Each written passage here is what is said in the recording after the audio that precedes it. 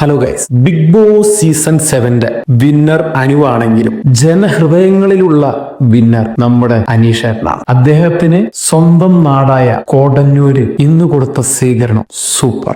ജനങ്ങൾ തടിച്ചുകൂടി, ഒരുപാട് ജനങ്ങൾ അദ്ദേഹത്തെ സ്നേഹം കൊണ്ട് പൊതിഞ്ഞു. അതൊരു കാണേണ്ട സംഭവം തന്നെ. ഇതാണ് ദ റിയൽ വിന്നർ, അല്ലാതെ PR-നെ വെച്ചോ ഒന്നുമല്ല. അനീഷ് തന്റെ പ്രസംഗത്തിലൂടെ പറയുന്നുണ്ട്, ഒരു PR-നും വെക്കാതെയാണ് താൻ ബിഗ് ബോസിലേക്ക് പോയത്. ജനങ്ങൾ എങ്ങനെ ഏറ്റെടുക്കുമെന്ന് അദ്ദേഹത്തിന് അറിയില്ലായിരുന്നു, പക്ഷെ എങ്ങനെയൊക്കെയോ എത്തി. അതാണ് ജനത്തിന് അദ്ദേഹത്തിനോടുള്ള സ്നേഹം.